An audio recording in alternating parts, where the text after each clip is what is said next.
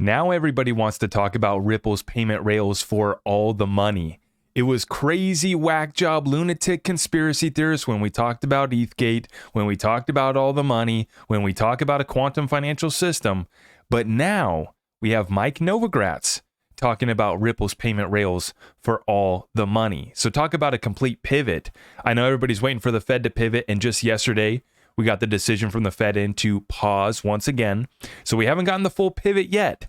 We've just gotten 3 pauses in a row that concludes all of the Fed scheduled meetings throughout the end of this year. So that is it. We now wait until next year for any further Fed decisions. And I believe that we all, or at least in our community, what we see is a rally taking place. Of course, this is what always happens. One last time, and this is where everyone, or I shouldn't say everyone, because it's mostly just the bulls who are getting this wrong. They are right temporarily. They get to enjoy this last party, this last dance. They get to run it up one more time. This is always the case throughout history.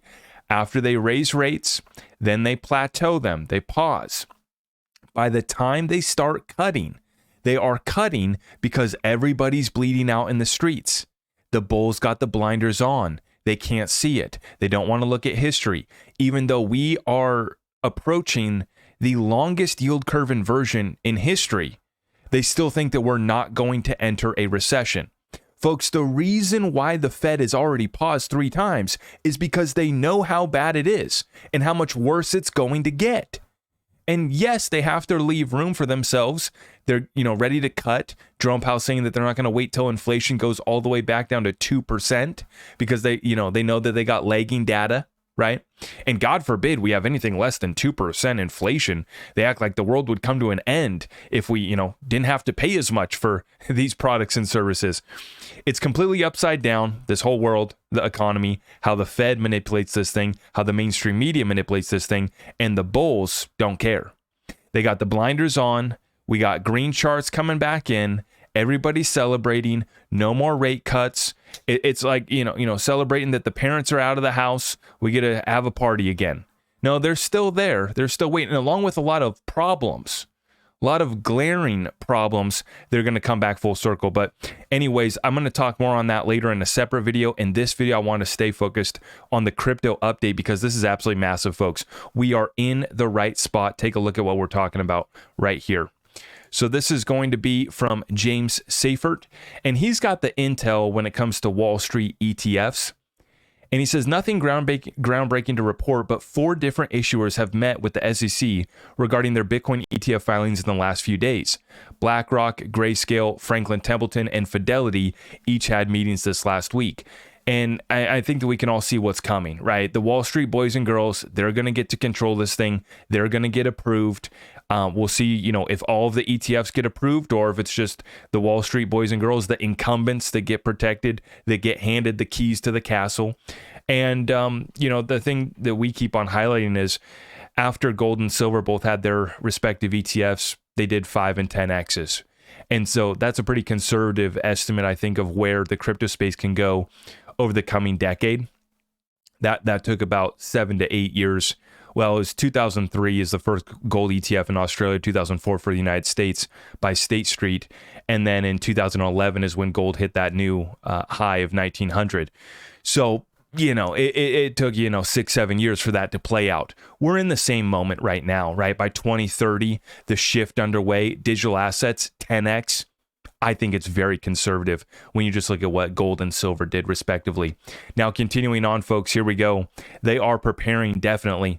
Bitwise Spot ETF has been listed on the DTCC under ticker BITB, B-I-T-B. So they're getting their ducks in a row. They're meeting with the SEC. And now JP Morgan is saying that Ethereum will likely outperform Bitcoin next year. Take a look at it, folks. Front page of the block. And they're saying that JP Morgan now reporting that Ethereum is going to outperform Bitcoin next year. Now, talk about talking your book. We've covered and highlighted. I mean, do I need to get out the Ethereum free pass folder, the green one? I had to get a different one from the red folder. You guys already know the deal. And that's what the whole point of this video is about, is the pivot that we now get to see. Mike Novogratz last week saying that I was wrong about, XRP. The XRP army's for real. Ripple is an institution that's not going away. And now you're going to see Mike Novogratz taking stage here at the Milken Institute, says, quote, something is going to be the trust layer that lots of stuff gets built on that's programmable. Ripple is trying to be the payments rail for all the money. Hold up. Wait. I thought that it was crazy talk to talk about all the money. Right. I thought that we weren't allowed to say that. Somebody needs to let Mike Novogratz know that he might offend somebody if he says XRP, a Ripple, and all the money in the same sentence. He might get in trouble for that. They want to build, Ripple is trying to be the payments rail for all the money that sits in between the banking systems. We're not going to know the winner for 3 to 5 years. The winner is going to be worth a whole lot of money. The world will be built on top of a trust protocol. Let's listen in here on what Mike Novogratz has to say now about XRP and Ripple. That's really unique. There are very few assets in the world that have store of value, just because. Most assets have to be used. I separate cryptocurrencies into Bitcoin, which I think is a finished product, and the rest of cryptocurrencies, which are use cases that are still to be proven. Some are have spectacular possibilities. Something is going to be the trust layer that lots of stuff gets built on, that's programmable. Ripple is trying to be a payment rail for all the money that sits in between the banking system. And so I look at those as that, and there'll be a new economy built on top of that. My gut feeling is we're not going to know the winner for 3 to 5 years. I'm not positive it's going to be winner take all. The winner is going to be worth a whole lot of money because more and more of the world will get built on top of a trust protocol. What we're investing in now, and there'll be a new economy built on top of it. And so it's been very clear, even the guys that are bullish on digital assets and crypto and understand a new economy is going to be built on it, now they're being forced to acknowledge that Ripple's still here. It's like the annoying friend that doesn't go away. Now they're still here. They still are getting partnerships, still getting adoption. And just wait till this coin price actually starts to move. Then we're really going to be talking. Then we're really going to be acknowledged. And then, as I've been saying, the spotlight shines down on XRP as the standard for the digital asset space, not doing an ICO, Ripple and everything that they've done. And then Ripple is going to be the darling of the digital asset fintech space for Wall Street boys and girls to eat up when they do the IPO, and that's going to be taking place in the next year or two. Now, speaking of IPOs, speaking of companies that are still private right now, but we're anticipating those big IPOs making a splash, we have this news coming out here. This one came out yesterday. I still have, I'm waiting to hear back from some folks that know a little bit more than I do. And I'm going to try to pick up and I'll share, obviously, everything that I find I will share with you guys. But for now, PolySign has not made a statement on this, but now we acknowledge that PolySign is going to be having an auction.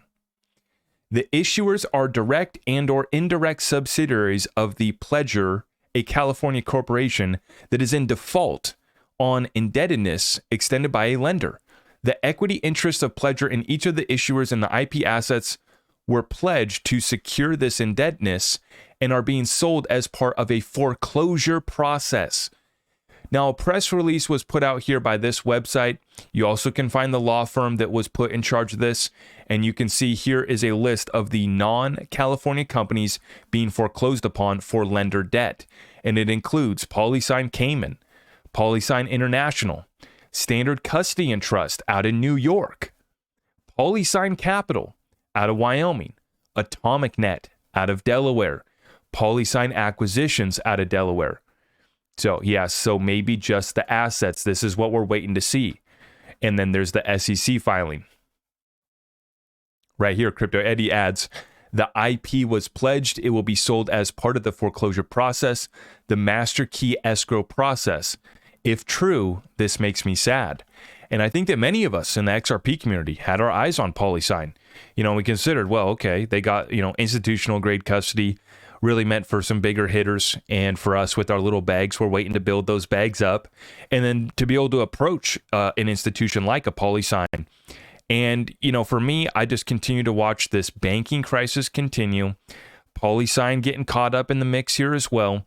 And this is a liquidity crisis that is not going away. It is not over. And although this one is a little bit of a surprise here today, we know that it's not smooth sailing out there. Even though, Biden wants to tell us it's fine. The economists and the talking heads want to tell us it's all fine. The bulls want to say that it's risk on, send it, we're going to the moon. All of that aside, you flip a page here and you look on the other side and you see what's taking place. And so, it's very interesting because I know a lot of folks in our community have PolySign. Full disclosure, I don't own any PolySign. I don't own any Ripple equity. I don't own any private equity besides the equity in my businesses right now. I've been eyeing these deals. For the last year, I've been researching private equity, trying to learn more about the stock market.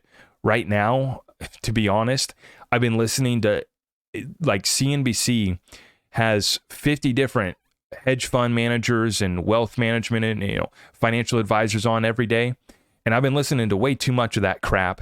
But I do it so that I can understand just all the terminology, understand the process, and then I can see how they're thinking, right? And doesn't mean that they're getting it right just because they're appearing on CNBC. You have to understand that. And I always get a kick because anytime somebody talks something bearish, time someone brings up a threat to the bull run, they immediately hop on them. I mean, they jump all over them. Like they interrupt them. Whoa, what are you talking about? And they stop. It's hilarious. But anyways, I say all that to just say I will report back with more information on PolySign. We continue to watch this one. But I did want to say, this opens up the perfect opportunity. Ripple, picking over the carcass of FTX, picked up Medico. What was the other? Fortress Trust was the other company that they were going to buy, but they backed out of after they did due diligence. And this is the thing. Being in that position, it's a great spot to be in. When you get to pull up and you get to look over the assets that are left on the auction, and you get to buy it for pennies on the dollar. And I do believe that they did have some substantial assets within that company. I know there's a lot of people coming out right now. PolySign, some shell company, some scam, this and that. I think that that's a little bit premature. I'll report back when I get more information. From what I have seen and heard in my research, they had some big hitters running the show. And the technology and the atomic net and some of these other things that they were trying to do were going to be pretty groundbreaking. And so I do think that there are some assets there. We're going to have to see what this whole process is. And we still, at this moment, do not have any response from Jack McDonald, the CEO of PolySign, or anyone from that company. But I'll report back on that as that information comes. In the meantime, we know what Ripple's doing. We now have confirmation from Mike Novogratz. And as he said, in 3 to 5 years, we'll figure out who the big winner is. Is PolySign going to get bought out by somebody? Is Ripple going to get bought out by someone? There's a lot that can get shaken up. I tell you what I keep on buying, though. It's called utility with no counterparty risk. It's my silver. And by the way, I just told you guys I was going to buy silver as soon as it went under $23. Well, I was actually ready to go buy it before that, but it took me a couple days to get my order in. I told you guys as soon as it went below $23, I'm buying silver, going to the dealer. Sure enough, FedPal, pause, silver, back up. Gold, back up. Love to see it. Love to see it. And, in regards to that, we've aligned ourselves accordingly with utility, no counterparty risk. And if they send it, they send it. We've got assets that will do really well during an inflationary run up once again. So I just worry for the Black Swan event between now and the summer, between now and this election cycle. I worry about Black Swan simulation events. But after that, yeah, money printer's going to go burr. They're going to cut rates and it's going to be pumping. And they're going to try to make us all feel happy slappy for that next election. So prepare yourselves accordingly. If you want to get tapped in with our community, you already know the deal. It's at my website, zachrector.com. And we are running a special till the end of the year. Sign up for a year membership of your Patreon, get 13% off. And we also are scheduling one-on-one sessions right now. So take advantage of it, folks. I appreciate everyone on the way out. If you could do me a favor, I would appreciate you. Always appreciate your support. And we will see you in the next one. God bless you all.